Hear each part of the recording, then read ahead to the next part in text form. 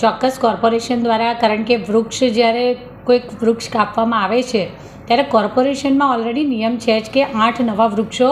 આપણે રોપવાના હોય છે અને અમુક એની ડિપોઝિટ જમા કરાવવાની હોય છે. તો બની શકે કે એમને જે માહિતી જેના દ્વારા આપવામાં આવી એમની પાસે કદાચ આ માહિતી કદાચ નહીં હોય, કારણ કે રિસન્ટલી અમે જે અમારા એક રિલેટિવ છે જેમના કમ્પાઉન્ડમાં ઉગેલું જે ઝાડ હતું, જૂનું ઝાડ, એના મૂળ એમના આખા કમ્પાઉન્ડમાં ક્રોસ કરી અને પાછળ બનાવેલી અંડરગ્રાઉન્ડ ટાંકીને પણ એની દિવાલને તોડી નાખી હતી. અને ત્યારે મારા દ્વારા એ જ વિસ્તારના વોર્ડમાં જ્યારે ઇન્ક્વાયરી કરવામાં આવી ત્યારે એમની જોડે 8 નવા વૃક્ષો વાવવા તથા ડિપોઝિટ જમા કરાવવામાં આવી છે. જ્યારે એ વૃક્ષો મોટા થશે પછી એમને પેલી ડિપોઝિટ એમની પાછી મળશે. એટલે જ્યારે આપણે એક વૃક્ષ કાપીએ છીએ ને તો બીજા નવા 8 વૃક્ષો રોપવા એવી પેટર્ન છે જ. છતાં પણ કેયુરભાઈને પણ પૂછી લઈશું કે આ માહિતી કેવી રીતે એમને ક્યાંથી કયા વોર્ડમાંથી મળી છે. તો ત્યાં પણ આ વસ્તુ જો આ રીતનો નિયમ જો ઇમ્પ્લિમેન્ટ નથી તો આગળ બધા જ વોર્ડમાં અથવા સમગ્ર વડોદરા મહાનગરપાલિકાના દરેક ઓફિસોમાંથી આ રીતનું જે પેટર્ન છે એ પેટર્નને આપણે ફોલો કરવામાં આવે કે એક વૃક્ષ જો આપણે કાપીએ છીએ તો એની સામે અમુક વૃક્ષ જે નક્કી કરવામાં આવેલા છે પર્યાવરણની રક્ષા માટે થઈને એટલા વૃક્ષનું વાવેતર પણ કરવામાં આવે. એને કાળજી રાખીને માત્ર એને રોપવાના નથી અને મોટા પણ કરવાના છે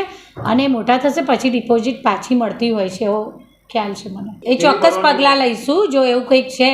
કે પરવાનગી લીધા વગર અથવા કોઈ અગોતરી જાણ કર્યા વિના આ વૃક્ષો કાપી નાખવામાં આવ્યા છે તો ચોક્કસ એની સામે જે પણ પગલાં લેવામાં થતા હશે એવા કડક પગલાં લેવામાં આવશે. FIRનો ક્લોઝ તો લગભગ ખ્યાલ નથી મને, પણ છતાંય તપાસ કરાવી લઈએ છીએ. જનરલી મેં કીધું એવું કે એમને અમુક વૃક્ષો સામે રોપવાના છે અને માત્ર રોપવાના નથી, એને મોટા પણ કરવાના છે અને ડિપોઝિટ પણ જમા કરવાના. હા, એને જો મંજૂરી વગર કોઈપણ આગોતરી જાણ કર્યા વિના આ રીતે કામ કરવામાં આવ્યું હશે વૃક્ષ કાપવાનું તો ચોક્કસ એની સામે કડક પગલાં લઈ કાર્યવાહી કરવામાં આવશે. આપણે કહ્યું તેમ જૂના મિત્રો હતા તો મિત્રો વચ્ચે કદાચ કોઈક મનદુખ હશે એટલે ચોક્કસ એમનાથી આ વસ્તુ ચાલુ સભામાં એમનું મનદુખ નહોતું રજૂ કરવાનું, પણ કંઈક લાગણીનો એવો ઉભરો આવ્યો હશે કે કદાચ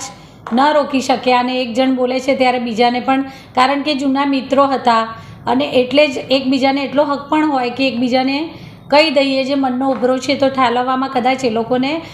એ વિશે ધ્યાન બહાર ગયો હશે કે આપણે અત્યારે સભામાં બેઠા છે. ચોક્કસ મારા દ્વારા બંનેઓને પણ આ વિષયમાં હું ચોક્કસ એમને ધ્યાન દોરીશ કે ફરીથી એમને આવી રીતની પોતાની જે મિત્રતાની જે પણ ખાટી મીઠી કે કડવી મીઠી જેવી પણ યાદો છે તો એને આવી રીતે જાહેરમાં ચોક્કસ ફરીથી વાગોળે નહીં એ માટેનું ધ્યાન ચોક્કસ દોરીશ. હું મારા પ્રયત્નો દ્વારા ચોક્કસ ફરી આવું કંઈ ન થાય અને રજૂઆત છે તો બંને પોતપોતાની રીતે રજૂઆત કરે, પણ આ રીતે જે મિત્રતાભર્યો વ્યવહાર હતો કે જે પણ હતું કે એકબીજાને હકથી કશું કહી રહ્યા હતા તો એવું ફરી ન થાય એના માટે હું મારા દ્વારા તો ચોક્કસ એમને એ કન્વે કરીશ મેસેજ. શહેરના વિકાસ અને એને ઘણા બધા મુદ્દાની બાબતોમાં ચર્ચા થઈ જ, પરંતુ એક સભાસદશ્રીની લાગણી હતી કે કદાચ અમુક કરતાં વધારે ડેસિબલ અવાજથી લોકોના સ્વાસ્થ્યને જો કંઈક તકલીફ થતી હોય તો એમની ચિંતા પણ એક સભાસદ તરીકે, કારણ કે પોતાના વિસ્તારમાંથી દરેક જણ વિસ્તારના લોકોની જ રજૂઆત કરતા હોય છે, કોઈનું પર્સનલ કોઈ અલગથી રજૂઆત કે વિચાર નથી હોતો, એમની ચિંતા પણ નાગરિકોના સ્વાસ્થ્યને લઈને જ હતી. તો એ પણ તપાસ કરાવીશું કે ભાઈ આ ખરેખર એ અવાજ જે એમના દ્વારા રજૂઆત કરવામાં આવી તો એ વધારે પડતો સ્વાસ્થ્યને નુકસાનકારક એવો કંઈક હશે તો એ વિષયમાં પણ આપણે કાયદેસરની જે પણ કરવામાં આવશે માહિતી એકત્ર કરી અને એના માટે કોઈ નિયમ લાગુ પડવાની જરૂર હશે તો એ પણ કરવામાં આવશે. અને સાથે શહેરના વિકાસની અને એવી ઘણી બધી ચર્ચાઓ થઈ છે એ અમે સભ્યશ્રીઓને ચોક્કસ પૂછીશું કે આવો સંજોગ ઊભો થયો કે ભાઈ અમારે 5 સેકન્ડ માટે પણ એને સ્ટોપ કરવું પડ્યું સભામાં જે અમારી ચર્ચા ચાલતી હતી, તો ચોક્કસ અમે એમને પૂછી અને માહિતી લઈએ છીએ કે શું હતું.